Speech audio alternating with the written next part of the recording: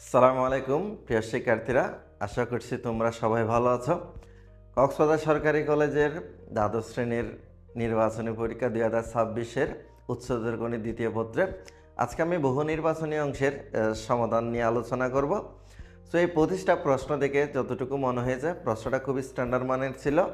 এখানে বেশিরভাগ প্রশ্নগুলো অ্যাডমিশন টেস্ট এবং বোর্ড পরীক্ষার যে প্রিভিয়াস প্রশ্নগুলো আসছিল সেখান থেকে সমন্বয় করে। সো প্রশ্নটা খুবই ভালো ছিল, আমার কাছে খুবই স্ট্যান্ডার্ড মানের মনে হয়েছে। তবে কয়েকটা জায়গায় একটু সংশোধনী আছে, 2 থেকে 3টা এমসিকিউ ভুল আছে। সো আজকে আমি এই পুরো এমসিকিউটা সলভ করে দিব এবং ব্যাখ্যা সহ একেবারে তোমাদের বুঝিয়ে দিব, যাতে তোমরা তোমাদের নেক্সট পরীক্ষায় যদি এই প্যাটার্নের প্রশ্নগুলো আসে তোমরা যাতে অনায়াসে সমাধান করে নিতে পারো। আরেকটি কথা, আমার এই ক্লাসগুলো করানোর উদ্দেশ্যটা হচ্ছে তোমরা যাতে তোমাদের ভুল ত্রুটিগুলো শুধরে নিতে পারো, যেহেতু তোমাদের সামনে বোর্ড ফাইনাল এক্সাম আছে, এরপরে অ্যাডমিশন টেস্ট এক্সাম আছে। সো ওভারঅল তোমরা ক্লাসগুলো করবে এবং তোমাদের ভুলগুলো সংশোধন করে নিব, পাশাপাশি তোমাদের বন্ধুদের অনুপ্রাণিত করবে। চলো একসাথে ক্লাসটা শুরু করি। আজকে আমি যে প্রশ্নটা নিয়ে আলোচনা করব সেটা তোমরা অলরেডি জানো, উচ্চতর গণিত দ্বিতীয় পত্র, যার বিষয়গুলো হচ্ছে 266। আর আমি যেই সেটটা নিয়ে আজকে সমাধান করব সেটা হচ্ছে তোমাদের গ সেট। সো গ সেটে যারা পরীক্ষা দিয়েছো তারা হুবহু প্রশ্নটা পাবে, আর যারা খ খ আর ঘ সেটে পরীক্ষা দিয়েছো তাদের উত্তরগুলো এখান থেকে মিলিয়ে নিবা। তোমাদের প্রশ্ন যেভাবে ছিল আমার এখানে প্রশ্নের সেটটা আমি হুবহু ঠিক রেখেছি, আর এভাবে সিরিয়ালি তোমরা মিল পাবে। চলো একসাথে ক্লাসটা শুরু করে দিই।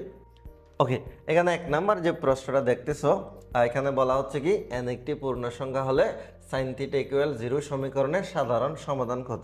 এই প্রশ্নটা আছে তোমাদের সপ্তম অধ্যায়, অর্থাৎ বিপরীত ত্রিকোণমিতিক যে অধ্যায়টা আছে সেখান থেকে। সো এটা একটা ডিরেক্ট সূত্র, sin θ = যদি 0 হয় তাহলে θ হয় হচ্ছে n π, যেখানে n বিলংস টু z। এখানে আরেকটা কথা মনে রাখবা, tan θ যদি 0 হয় তুমি θ কি লিখতে পারবা, n π লিখতে পারবা, যেখানে n বিলংস টু হচ্ছে z। 7.2 এর কিছু সূত্র আছে, এই সূত্রগুলো ডিরেক্টলি এমসিকিউতে আসে, তোমরা এই সূত্রগুলো একটু প্র্যাকটিস করে নিবা। ওকে, 2 নম্বর প্রশ্নটা হচ্ছে কি cot θ - tan θ = 6/5 হলে তবে কোনটি সঠিক? কোনটি সঠিক এটা আমাদের দেখাতে হবে। সো এটা একটু আমি সমাধান করে দিই। দেখো এখানে cot θ - tan θ = যদি 6/5 আছে তাহলে আমরা cot θ কে লিখতে পারবো cos θ / sin θ, মাইনাস tan θ কে লেখা যাবে sin θ / cos θ, ইকুয়াল দেওয়া আছে 6/5। ওকে, এখন তুমি লসাগু নিলে sin θ ইন্টু cos θ আসবে, উপরে আসবে হলো cos square θ - sin square θ equal 6/5।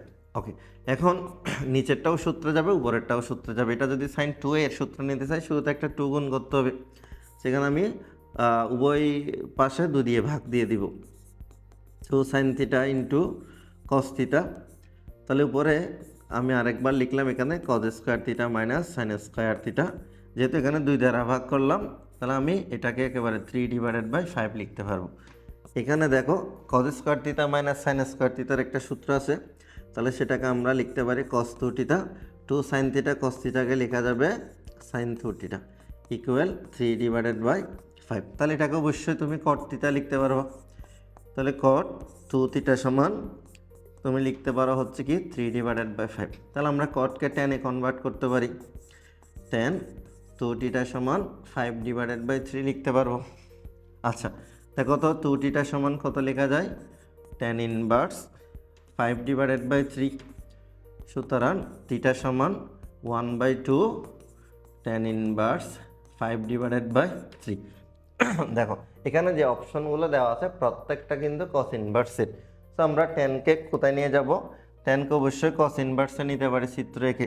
দেখো tan সমান হচ্ছে কি লম্ব ডিভাইডেড বাই কত, ভূমি।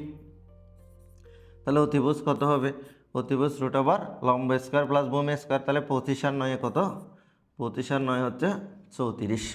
আচ্ছা tanকে আমরা যেহেতু cos আছে অপশনে আমি এটাকে cos-এ নিয়ে যাব, 1/2 cos ইনভার্স, তাহলে cos সমান কত, ভূমি বাই অতিভুজ, তাহলে 3/√34। এটাই হচ্ছে তোমার অ্যান্সার। এই যে দেখো 1/2 cos ইনভার্স 3/√34, অর্থাৎ এটা ইকুয়াল, এটা হচ্ছে অ্যান্সার। প্রশ্নে যদি তুমি কখনো দেখো এখানে কজের পরিবর্তে সাইন দেওয়া আছে, তাহলে তুমি চিত্রকে সাইনে নিয়ে যেতে পারো। যদি এখানে কজের পরিবর্তে সেক দেওয়া থাকে, তাহলে তুমি চিত্রকে সেকে কনভার্ট করে নিতে পারবা। ওকে, এরপরে তোমার 3 নাম্বার প্রশ্নটা দেখো। 3 নাম্বার প্রশ্নটা হচ্ছে একটা উদ্দীপক। এটা হচ্ছে তোমার অষ্টম অধ্যায় থেকে আসছে, স্থিতিবিদ্যার একটা প্রশ্ন। বলা হচ্ছে কি, এই তথ্যের আলোকে 3 এবং 4 নাম্বার প্রশ্নের উত্তর দাও। তাহলে তথ্যটা কি, ও বিন্দুতে 3টা বল ক্রিয়া করে। একটা হচ্ছে পি, যেটা 3 নিউটন, আর একটা হচ্ছে কিউ, এটার ভ্যালু দেওয়া আছে তোমার কত, 4 নিউটন, আর একটা বল দেওয়া আছে আর। আর কিউ এবং পি এর মধ্যবর্তী কোণ 120 ডিগ্রি দেওয়া আছে। কিউ এবং আর এর মধ্যবর্তী কোণ আলফা দেওয়া আছে, এটার মধ্যবর্তী কোণ আমাদের দেওয়া নেই। বলা হচ্ছে কি, ও বিন্দুতে বলসমূহ সাম্য অবস্থায় থাকলে আর এর মান নির্ণয় করো। যেহেতু সাম্য অবস্থার কথা বলছে, যেহেতু এটা সাম্য অবস্থায় আছে, তাহলে এটা তার লব্ধি যদি হয়, এদের অন্তর্ভুক্ত কোণ দিয়ে তুমি করে ফেলতে পারবা। তাহলে ডিরেক্ট লব্ধির যে সূত্রটা আছে, আর সমান √p² q² plus 2pq cos alpha. এখন মান বসিয়ে দাও।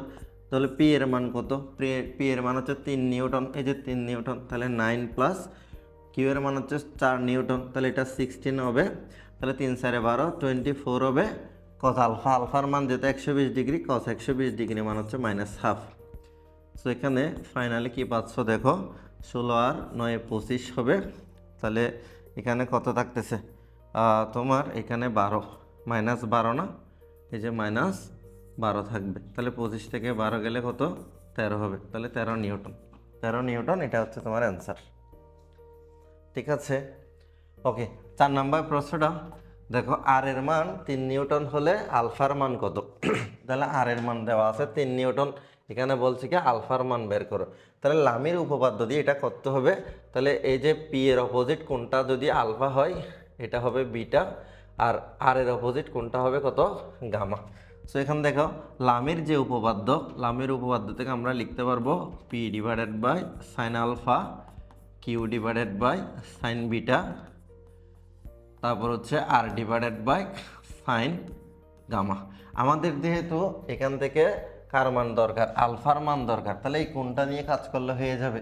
তাহলে আমরা প্রথম এবং তৃতীয় অংশ যদি সমান ধরি, p/sin আলফা সমান r/sin কত, গামা। সো এখন দেখো, পি এর মান আর আর এর মান, পি আর আর কিন্তু সমান, পি আর আর সমান কেন, এটাও 3 নিউটন, এটাও 3 নিউটন, তাহলে পি আর আর চলে যাবে।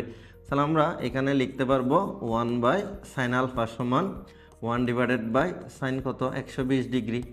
সুতরাং তুমি বলো আলফার মান কত আসবে, 120 ডিগ্রি। এই 120 ডিগ্রি হচ্ছে এটার আনসার। এটা তুমি সমাধান করতে পারবা হচ্ছে কি দিয়ে, লামির উপপাদ্য দিয়ে। ওকে, এরপরে 5 নাম্বার প্রশ্নটা দেখো। বলছে কি, শূন্যে নিক্ষিপ্ত একটি পাথরখণ্ডের সর্বাধিক পাল্লার মান হচ্ছে 80 ফিট হলে নিক্ষিপ্ত কোণের জন্য সর্বাধিক উচ্চতা কত? তাহলে আমরা সর্বাধিক আণবিক পাল্লা কখন পাই? সর্বাধিক আণবিক পাল্লা যখন পাই, যখন একটা বস্তুকে 45 ডিগ্রি কোণে উৎক্ষেপণ করা হয়, তাই তো? সো এটা আসছে হচ্ছে তোমার নবম অধ্যায় থেকে। এখন যেহেতু আলফার মান দেওয়া আছে কত, 45, কিভাবে বুঝলা তুমি? সর্বাধিক আণবিক পাল্লা, অর্থাৎ সর্বাধিক আণবিক পাল্লা আর ম্যাক্স পাই কখন, যখন তোমাকে একটা বস্তুকে 45 ডিগ্রি কোণ উৎক্ষেপণ করা হয়। ঠিক আছে, তাহলে দেখো ওই নিক্ষেপণ কোণের জন্য সর্বাধিক উচ্চতা, তাহলে সর্বাধিক আণবিক পাল্লা যখন পাবে তুমি, অর্থাৎ একটা বস্তুকে যখন 45 ডিগ্রি কোণ উৎক্ষেপণ করবা, তাহলে আণবিক পাল্লার সাথে, অর্থাৎ সর্বাধিক আণবিক পাল্লার সাথে সর্বাধিক উচ্চতার সম্পর্ক হচ্ছে এটা একটু মুখস্থ রাখলে হয়ে যাবে। r=4s, কত, 4s। একটা বস্তুর সর্বাধিক আণবিক পাল্লা তখনই পাবে যখন বস্তুটা সর্বাধিক উচ্চতার কয় গুণ হয়, 4 গুণ হয়। এটা মুখস্থ রাখতে পারো, ডিরেক্ট সূত্র দিয়ে এটা করতে পারো, এটা করলে তোমার একবারই হয়ে যাবে। তাহলে দেখো আর ম্যাক্সের মান কত দেওয়া আছে, 80 দেওয়া আছে। তাহলে 80 যদি 4h হয়, তাহলে বলো তো এইচ এর মান কত? এইচ এর মান হচ্ছে 20। এই যে দেখো 20 ফিট, এটা হচ্ছে আনসার। ঠিক আছে, ওকে। এবার দেখো 6 নাম্বার প্রশ্নটা। এখানে যেটা বলা হচ্ছে, কি বলা হচ্ছে দেখো তো, একটি ভ্যান গাড়ি সোজা রাস্তায় 40 কিলোমিটার পার ঘন্টায় চলে এবং বৃষ্টি উলম্বভাবে পড়ে, যদি বৃষ্টি ভ্যান গাড়ি উলম্বের সাথে 30 ডিগ্রি কোণে আঘাত করে তবে বৃষ্টির বেগ বের করতে বলছে, অর্থাৎ বৃষ্টির প্রকৃত বেগ আমরা বের করব। বৃষ্টির প্রকৃত বেগ যদি আমরা বের করতে চাই তাহলে এটা একটু দেখি। ধরো এটা একটা সোজা রাস্তা, এটা একটা সোজা রাস্তা, বুঝতে পারছো? সোজা রাস্তা, তাহলে বৃষ্টি স্বাভাবিকভাবেই পড়ে। ধরো বৃষ্টির প্রকৃত বেগ হচ্ছে বি, পথচারী বা গাড়ি যেহেতু এদিকে গেছে গাড়ির বেগ হচ্ছে ইউ, ইউ এর ভ্যালু কত দেওয়া আছে বলো তো? 40 কিলোমিটার, 40 কিলোমিটার/আওয়ার এটা দেওয়া আছে। এখন এই যে দেখো বৃষ্টিটা পড়তেছে কিভাবে, এটার সাথে কত ডিগ্রি কোণ করে? 30 ডিগ্রি কোণ করে, তাহলে থিটাও দেওয়া আছে। তাহলে ডিরেক্ট সূত্র কি? tan থিটা সমান u/v। উপরে হলো পথচারীর বেগ, নিচে হচ্ছে বৃষ্টির প্রকৃত বেগ। উপরে পথচারীর, নিচে হচ্ছে বৃষ্টির প্রকৃত বেগ। এখান থেকে তুমি হিসেব করে নিতে পারবে b ইকুয়াল u/tan কত ডিগ্রি? 30 ডিগ্রি। তাহলে tan 30 ডিগ্রির মান কত? 1/√3। এটার মান ছিল কত? 40। তাহলে 1/√3, এটাকে যদি তুমি সরল করো তাহলে 40 কত আসবে? √3 কিলোমিটার/আওয়ার। 40 √3 কিলোমিটার/আওয়ার, এটা হচ্ছে তোমার অ্যান্সার। ঠিক আছে, এরপরে দেখো 7 নম্বর প্রশ্নটা। এটা হচ্ছে দশম অধ্যায় থেকে আসছে, বিস্তার, পরিমাপ ও সম্ভাবনার একটা প্রশ্ন। বলা হচ্ছে কি 52টি তাসের প্যাকেট থেকে একটি তাস দৈবচয়নিকভাবে ওঠানো হয়, তাসটি লাল অথবা টেক্কা হওয়ার সম্ভাবনা কত? তাহলে দেখো 52টা তাসের মধ্যে তোমার লাল তাস আছে হচ্ছে কয়টা? লাল তাস আছে হচ্ছে 26টা, আর টেক্কা আছে হচ্ছে কয়টা? 4টা। ঠিক আছে, অর্থাৎ রেড আছে হচ্ছে 26টা আর টেক্কা আছে হচ্ছে কত? 4টা। তাহলে আমাদের বলছে কি লাল অথবা টেক্কা হওয়ার সম্ভাবনা। তাহলে এটা তো ডিরেক্ট সূত্র দিয়ে করা যায়। ধরো probability of R union T equal probability of R plus probability of T minus probability of R intersection T. কেন তুমি বসাও, তাহলে তোমার লাল হওয়ার সম্ভাবনা কত? তাহলে 26/52। তাহলে টেক্কা কয়টা? 4টা। 4/52, 4/ কত? 52 মাইনাস লাল অথবা টেক্কা, এখান থেকে তুমি লিখতে পারবা 2/52। সো এখানে তুমি যদি লসাগু নাও, লসাগু কত দেখো? লসাগু হচ্ছে 52, তাহলে 26 + 4 - 2। সো এখানে কত থাকতেছে? 28/52। দেখো এটাকে তুমি কাটাকাটি দিতে পারবা, তাহলে 4 দিয়ে যদি কাটাকাটি দাও 4 × 7 = 28, 4 × কত? 52। তাহলে কত আসতেছে বলো? কত আসতেছে এটা? 7/13। 7/13 কত? 13। এটা হচ্ছে অ্যান্সার, এই যে ঘ নাম্বার, এটা হচ্ছে তোমার অ্যান্সার। বুঝতে পারছো বিষয়টা? 8 নম্বর প্রশ্নটা দেখো। 8 নম্বর প্রশ্নটা আছে দশম অধ্যায় থেকে। এখানে বলা হচ্ছে কি 25 এবং 29 সংখ্যা দুটির বিভেদাঙ্ক সিবি, অর্থাৎ কোএফিসিয়েন্ট অফ ভেরিয়েশন কত?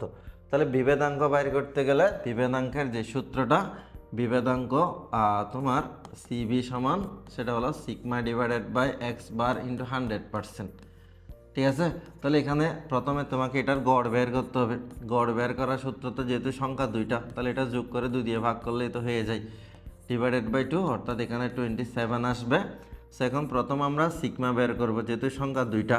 ঠিক আছে, সিগমা বের করব হচ্ছে কত? 25 - 27 হোল স্কয়ার প্লাস এখানে হচ্ছে 29 - 27 হোল স্কয়ার /2। সো এটা ক্যালকুলেশন করলে এটা রেজাল্ট আসবে হচ্ছে কত? 2। এখন তুমি এটা ডিরেক্টলি সূত্রে বসাই দাও। সূত্রে বসাই দিলে এটার সিবি কত আসতেছে? তাহলে এটার মান তো 2, এটার গড় হচ্ছে কত? 27 × 100%।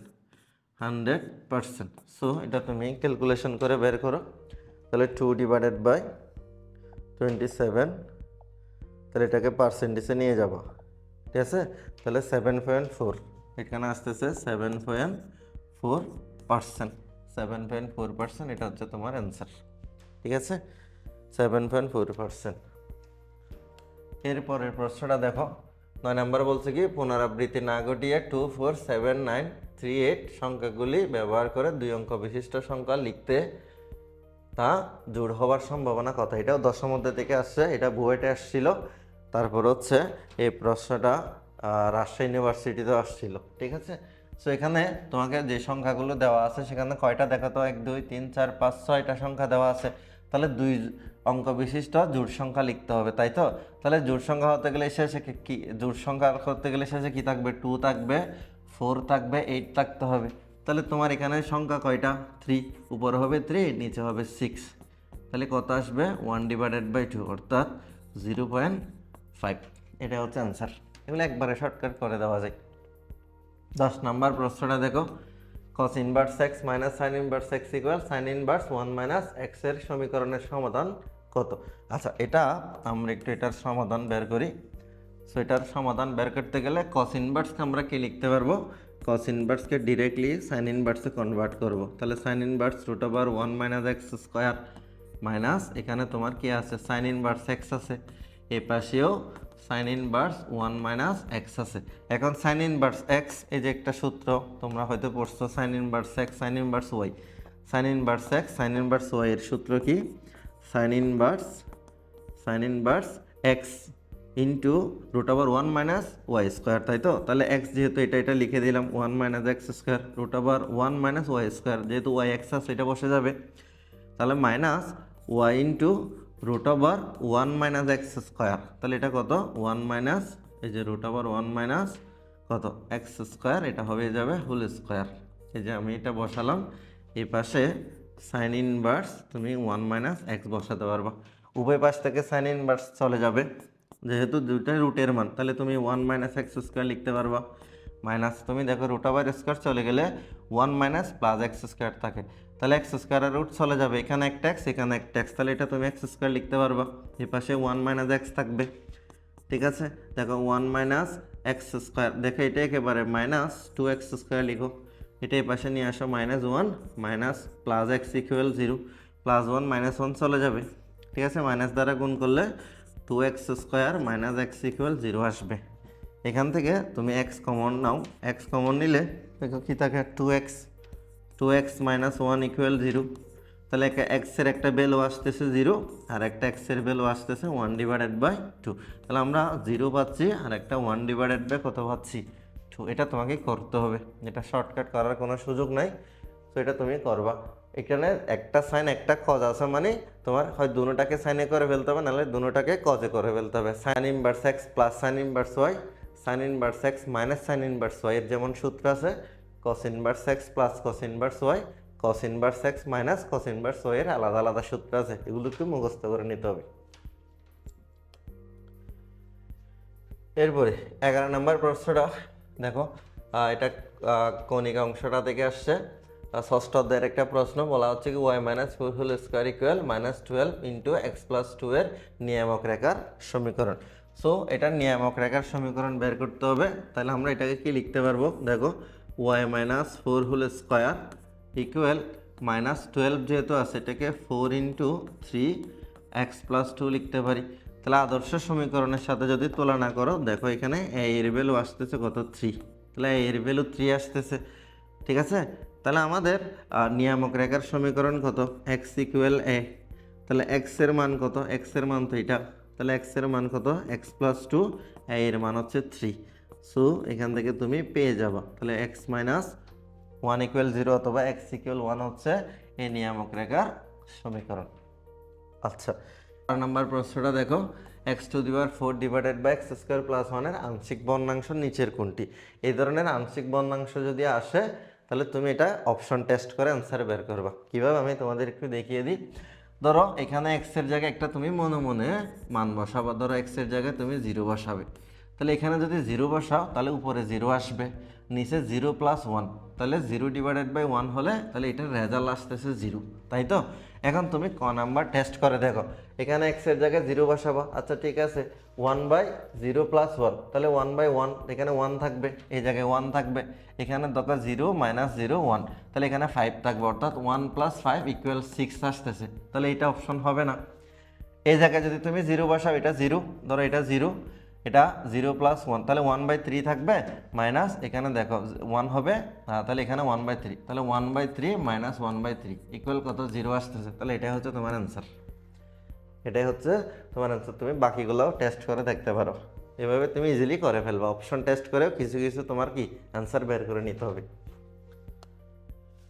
13 নম্বর প্রশ্নটা, এটা হচ্ছে প্রথম অধ্যায় থেকে আসছে, আর এটা জগন্নাথ ইউনিভার্সিটিতে 17-18 শিক্ষাবর্ষে আসছিল এই প্রশ্নটা। মনে করো জগন্নাথ ইউনিভার্সিটিতে এটা আসছিল হচ্ছে কত, 17-18 সালে। বুঝতে পারছো? বলা হচ্ছে কি modulus of 2y - 1/3 less than or equal 2 হলে এর সমাধান বের করা। আচ্ছা, আমরা তাহলে পরমাণু চিহ্ন ব্যতীত যেটা প্রকাশের সূত্র জানি, অর্থাৎ modulus of x less than or equal a হলে কি লিখতে পারি মনে আছে, minus a less than or equal x less than or equal কত, এ। তাহলে এটাকে তুমি কি লিখতে পারবা, -2 less than or equal 2y - 1/3 less than or equal 2। দেখো 1/3 প্লাস করে দিব, -2 + 1/3, তাহলে এখানে হয়ে যাবে 2y, আর এটাতে থাকবে 2 + 1/3।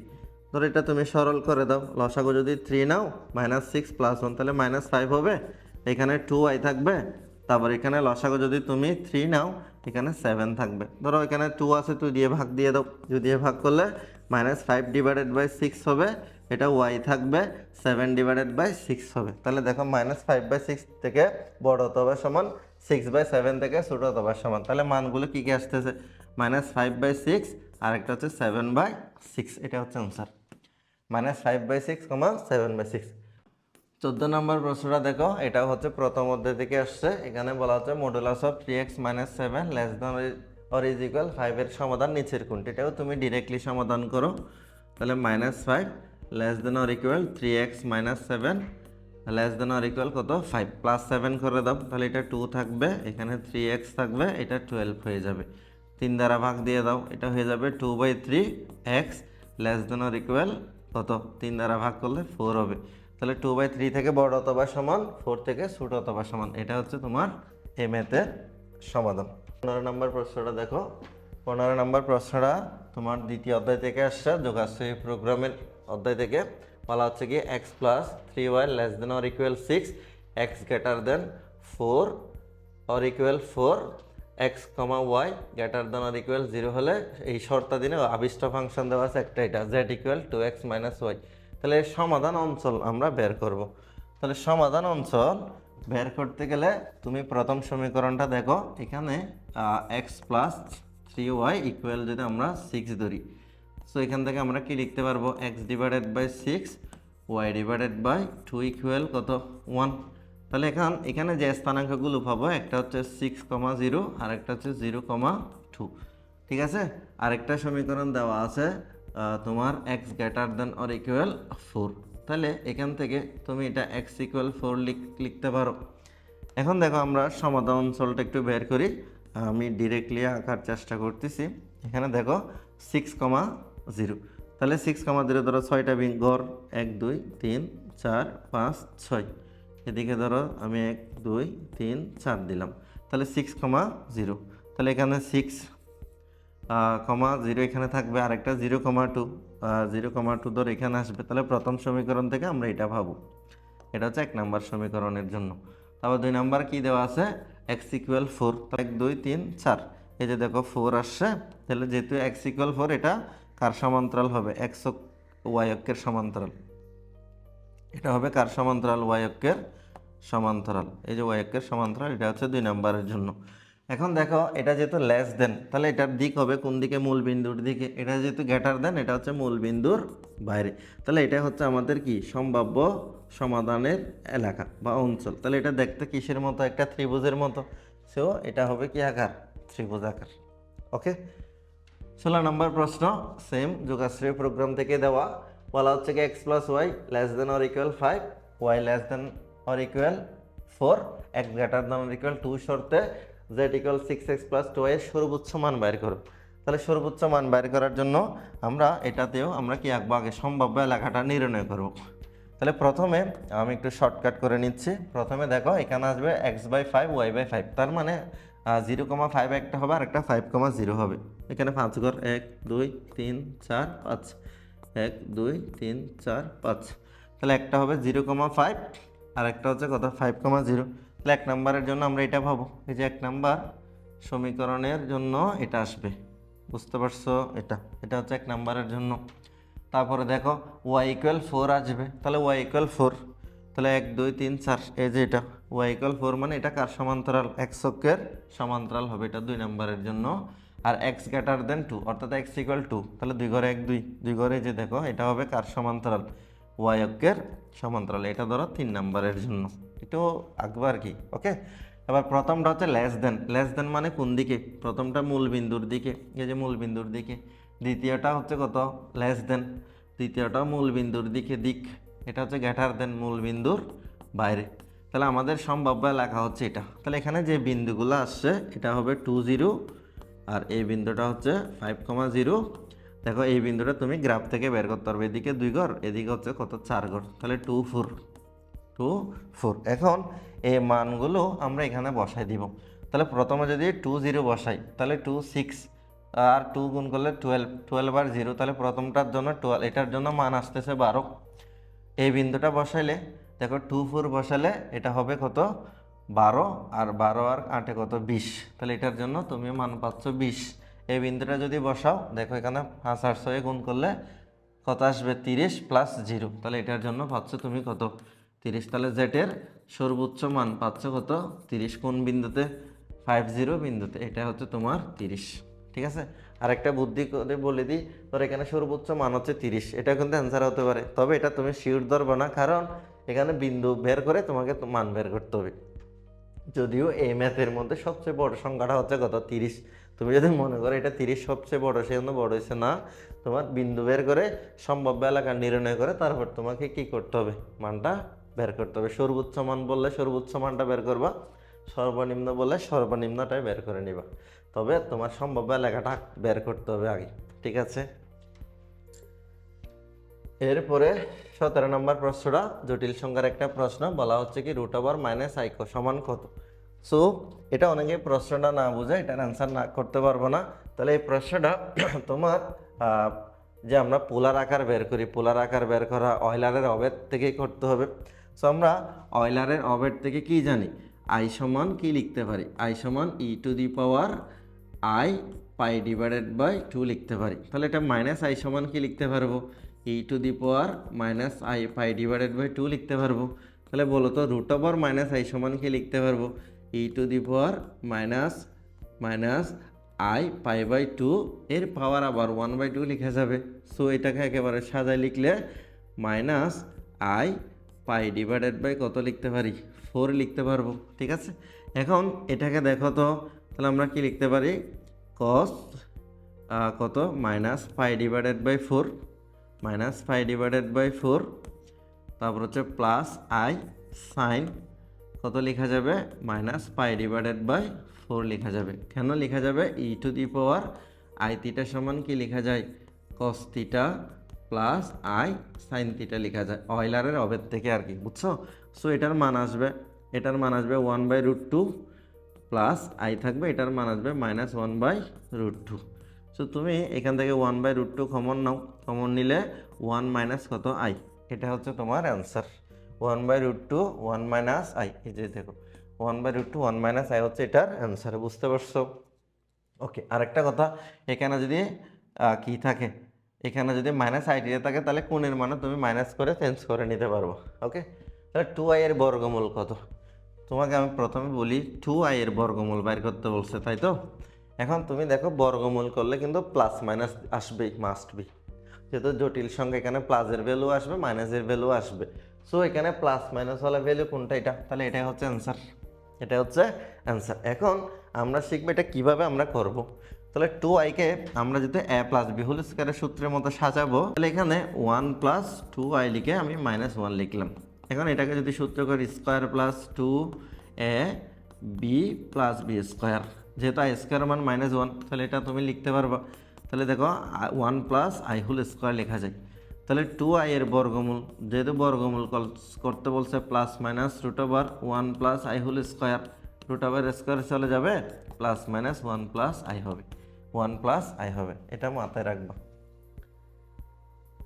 19 নম্বর প্রশ্ন, এটা হচ্ছে জটিল সংখ্যার অধ্যায় থেকে আসছে। এখানে i - i inverse 1 / i - 2i inverse 1 এর মান কত, যেখানে i স্কয়ার সমান -1। সো এটা ডিরেক্ট তুমি সমাধান করে নাও। সো এখানে আই থাকবে, যেহেতু ইনভার্স আছে তুমি এটাকে কি লিখতে পারবা 1/i লিখতে পারবা। তাহলে আই মাইনাস এটাকে 2/i লিখতে পারবা। ঠিক আছে, এখন দেখো এটাকে যদি সরল করি আমরা, লসাগু তো আই নেওয়া যাবে, আবার এখানেও লসাগু আই, এখানেও লসাগু আই, আয়ে বাদ দিতে পারবা। সো এখানে থাকবে i² - 1, এখানেও থাকবে i² - 2।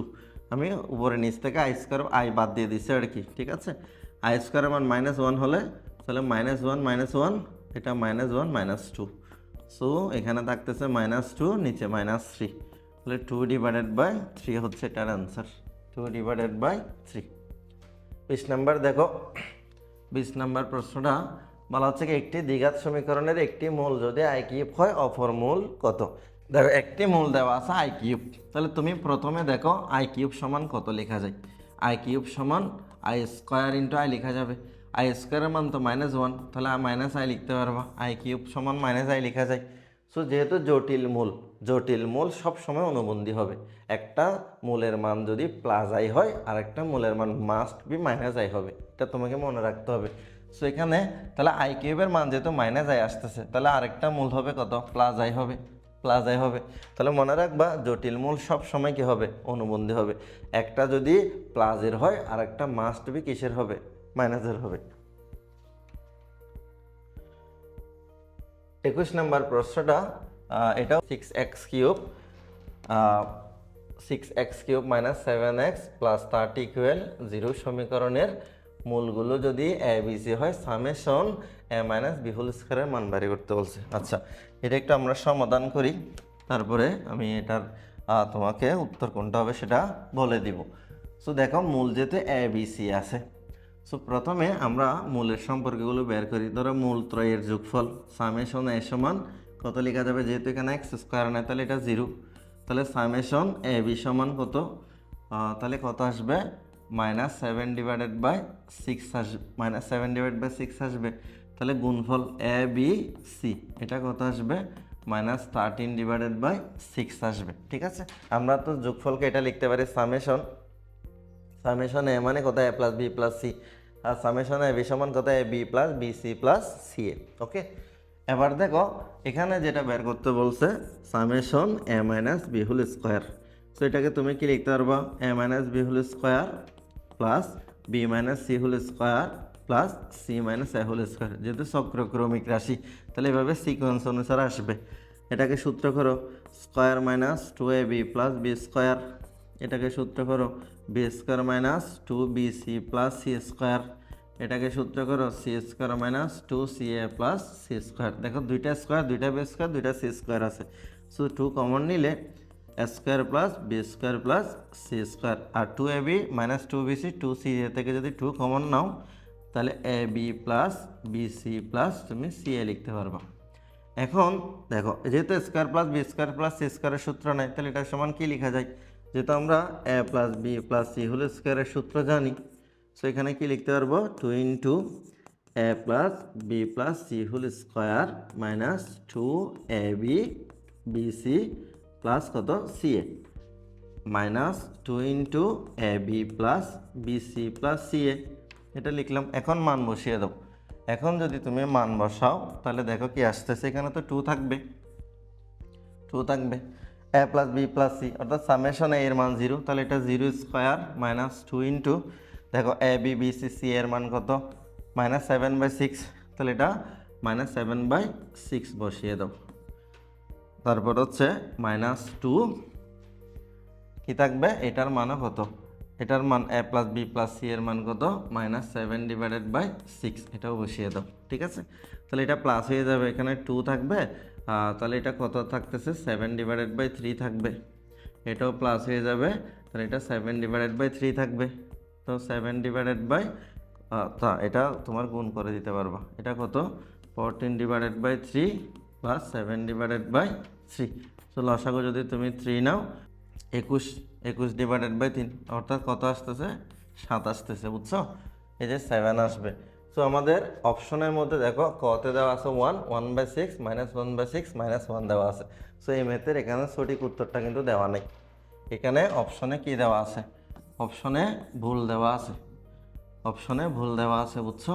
অপশনে ভুল দেওয়া আছে, তাহলে এটার উত্তর হবে কত? 7।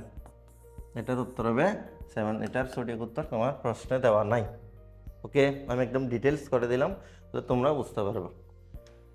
22 নম্বর প্রশ্নটা দেখো, x square plus P x plus 1 equal 0 সমীকরণের মূলদ্বয় সমান ও বিপরীত চিহ্ন বিশিষ্ট হলে পি এর মান বের করতে বলছে।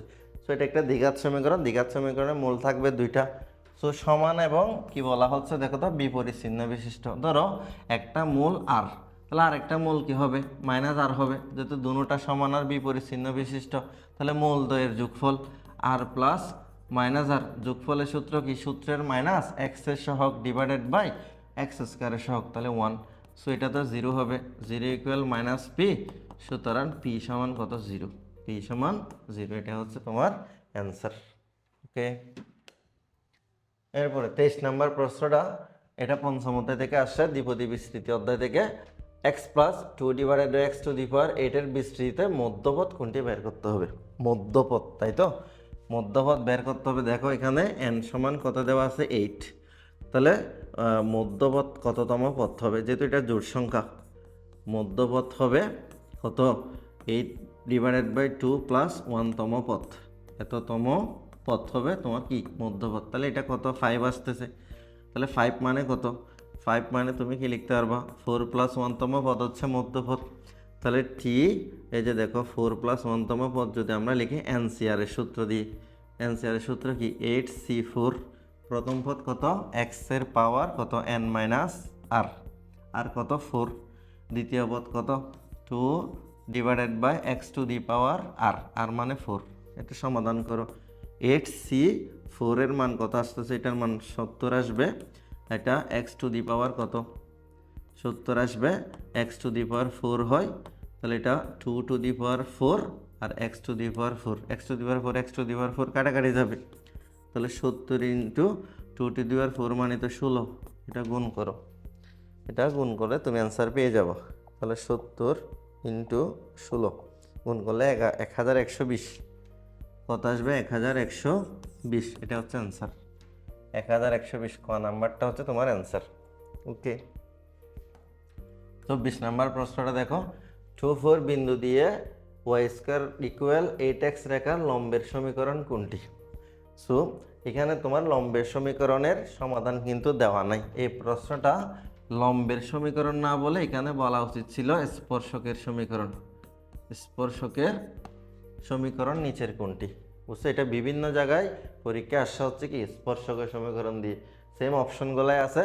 তাহলে লম্বের সমীকরণ দিলে এই প্রশ্নটার সঠিক অপশনগুলো কিন্তু এখানে নাই। ঠিক আছে, আমি স্পর্শকের সমীকরণ দেন এটার শুদ্ধ উত্তরটা তোমাকে বের করে দেখাচ্ছি। সো এই যে দেখো যে পরাবৃত্তটা দেওয়া আছে ওয়াই স্কোয়ার ইকুয়াল 8x, তাহলে এটাকে আমরা কি লিখতে পারবো? 4 ইন্টু 2x। তাহলে বলো তো এ এর ভ্যালু কত আসতেছে? 2, যেহেতু এ বিন্দুগামী বলছে। সো আমরা সূত্রটা কি লিখতে পারি? y1 equal 2a x plus x1, x plus x1। So এখানে y1 এর মান কত? 4, তাহলে এটা 4y হবে। তাহলে 2 ইন্টু 2 x প্লাস কত? 4 আসবে। তো এখানে দেখো তো 4y ইকুয়াল এটা হয়ে যাবে 4x প্লাস কত? 8। সো তুমি 4 দিয়ে যদি ভাগ করো, y ইকুয়াল x প্লাস কত? 2। এটা সাজাই লিখো, x minus y plus 2 equal কত? 0। এটাই হচ্ছে তোমার সমীকরণ। তবে এটা কিসের সমীকরণ? স্পর্শকের সমীকরণ। এটা x minus y plus 2 equal 0। এই প্রশ্নটা কিন্তু ভুল ছিল, এখানে লম্বের সমীকরণের অপশন কিন্তু দেওয়া নাই। এটা যদি স্পর্শকের বলে তাহলে এটার তোমার সঠিক উত্তর কিন্তু এটা আসবে, x minus y plus 2 equal 0। যেহেতু এটা প্রশ্নের মধ্যে লম্ব দেওয়া আছে, তাহলে এই নাম্বারটা সবাইকে দিয়ে দেওয়া উচিত, আমি মনে করি আর কি। আচ্ছা, লাস্ট প্রশ্নটা 25 নাম্বার দেখো। 25 নাম্বারও এটা হচ্ছে একটা কৌণিকের অধ্যায় থেকে দেওয়া, অর্থাৎ ষষ্ঠ অধ্যায় থেকে বলা হচ্ছে কি x minus 1 whole square divided by 9 plus y square divided by 16 equal 1 উপবৃত্তের 3টা অপশন দেওয়া আছে। সে বলছে কেন্দ্রের স্থানাঙ্ক এত, উপকেন্দ্রের স্থানাঙ্ক এত, বৃহদকের দৈর্ঘ্য এত। এই ধরনের প্রশ্নগুলো থাকলে তুমি যে কোনো একটা অপশন টেস্ট করে কিন্তু বের করতে পারবা। তবে আমি এটা পুরোটা তোমাদের বোঝার সুবিধার্থে করে দিই। তাহলে সমীকরণটাকে যদি আমরা একটু সাজাই লিখি, x minus 1 whole square divided by 3 square লিখতে পারবো y minus y minus 0 whole square divided by 4 square লিখতে পারবো ইকুয়াল 1। তাহলে বলো এখানে এ এর ভ্যালু হচ্ছে 3, বি এর ভ্যালু হচ্ছে কত 4। তাহলে বিটা কার চেয়ে বড়, এর চেয়ে বড়। এখন কেন্দ্র কত, কেন্দ্র তাহলে ডিরেক্টলি কেন্দ্র তো বের করা যায় x minus alpha y minus beta. তাহলে এটার কেন্দ্র হবে কত 1,0, 1, কত 0। তোমরা মনে আছে এরকম একটা সমীকরণ পড়ছো, x minus alpha whole square divided by square plus y minus beta whole square divided by b square equal 1 হলে কেন্দ্র কত জানো, কেন্দ্র হচ্ছে এখানে আলফা বিটা। এভাবে তুমি ইজিলি বের করতে পারবে। আচ্ছা তাহলে এটা ঠিক আছে, উপকেন্দ্রের স্থানাঙ্ক। তাহলে এটা যেহেতু বি বড়, এটার উপকেন্দ্র হবে কত 0, plus minus b, 0, plus minus b, এটাই তো তোমার উপকেন্দ্র তাই না, এটা উপকেন্দ্র। তাহলে এখন এখান থেকে উৎকেন্দ্রিকতা বের করবো। তাহলে উৎকেন্দ্রিকতা বের করো, যেহেতু বি বড় 1 minus a square divided by কত বি স্কোয়ার হবে। এখানে মান বসিয়ে দাও 1 মাইনাস, তাহলে এটা হবে 9, এখানে হবে 16, ঠিক আছে। তাহলে রুট ওভার 16 মাইনাস 9 সমান 7 হবে, নিচে 16 হবে, অর্থাৎ √7 ডিভাইডেড বাই 4 আসবে ই এর মান। আচ্ছা এখানে যদি বসাই 0 প্লাস মাইনাস বি এর মান ছিল 4, এটা হচ্ছে √7 ডিভাইডেড বাই 4, কাটাকাটি যাবে। তাহলে 0, প্লাস মাইনাস √7, এটা আসছে না, হ্যাঁ এটা ঠিক আছে, এটাও ঠিক আছে। তাহলে বৃহদক্ষের দৈর্ঘ্য, যেহেতু বি বড়, বৃহদক্ষের দৈর্ঘ্য কত, বি বড় হলে বৃহদক্ষ হবে 2b, তাহলে 2 ইন্টু 4, তাহলে কত আসার কথা 8। তাহলে এখানে কি 8 আছে, এখানে আছে 3, তাহলে এটা হবে না, অর্থাৎ এটা শুদ্ধ উত্তর হবে 1, 2, এই যে 1, 2, এটা হচ্ছে 1, 2, ঠিক আছে। সো আমি 25 থেকে সমাধান করে দিলাম একদম ব্যাখ্যা সহ। তোমরা এই প্রশ্নগুলো প্র্যাকটিস করবা, যেহেতু এখানে বেশিরভাগ প্রশ্ন তোমার এডমিশন টেস্টে আসা ওই প্রশ্নগুলো থেকে নেওয়া। সো তুমি একটু ডিটেলস যদি না জানো তাহলে অ্যান্সার করা কষ্ট হয়ে যাবে। মনে করো যারা একদম বেসিক কনসেপ্ট থেকে শুরু করে সব কিছু জানে, তাদের কিন্তু 25 থেকে সলভ করা অনেক বেশি ইজি হয়ে যাবে। সো তোমরা প্রশ্নগুলো সমাধান করে দেখে নিবা, আর কার কয়টা ভুল ত্রুটি হয়েছে সেটা সংশোধন করে নেবা। সবাই ভালো থাকবে, সুস্থ থাকবে। আসসালামু আলাইকুম।